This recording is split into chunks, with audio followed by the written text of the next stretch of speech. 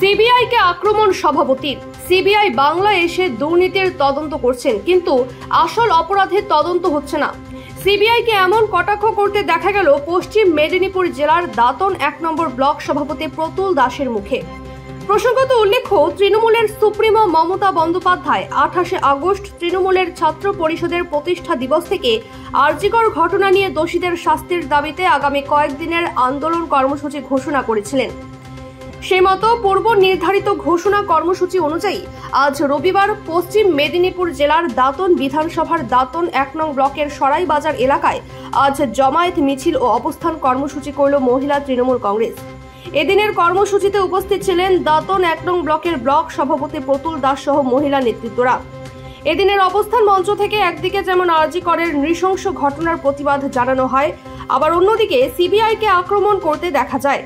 Block সভাপতি বলেন, CBI Bangla এসে দুর্নীতির তদন্ত করছে, আসল অপরাধীকে ধরার বিন্দুমাত্র প্রচেষ্টা তারা করছে না। তাদের এই কর্মকাণ্ড ব্যর্থ হবে। তারপর ফের বিজেপিকে আক্রমণ করতে দেখা যায় শাসক দলের মুখে। এরপর সিবিআই এবং বিজেপির বিরুদ্ধে স্লোগান তুলে আজকের কর্মসূচি শেষ হয়। আপনারা জানেন ৮ই আগস্ট যে নারকীয় ঘটনা আরজিকর হাসপাতালে হয়েছে, ৯ই আগস্ট তা প্রকাশিত পায়।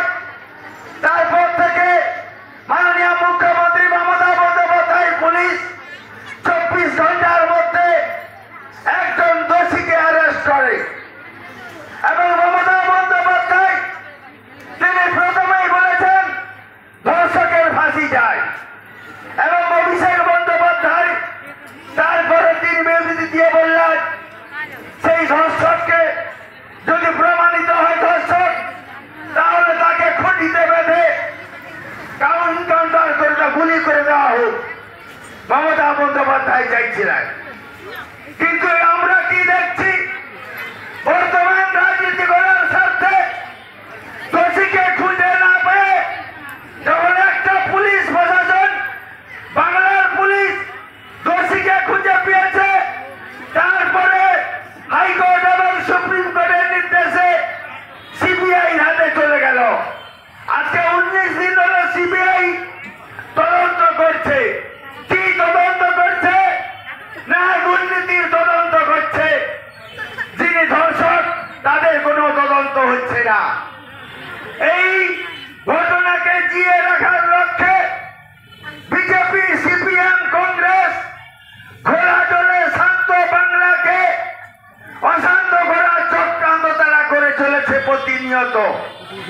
তারা চাইছে মামাটি মানুষের নেত্রী মুখ্যমন্ত্রী আমাদের প্রধান সরস্বতী অভিষেক বন্দ্যোপাধ্যায়ের নেতৃত্বে যেভাবে একদিকে উন্নয়ন, একদিকে শান্ত বাংলা চলছে, তারা তাতে ব্যাহত করার লক্ষ্য তারা অবিচল আছে।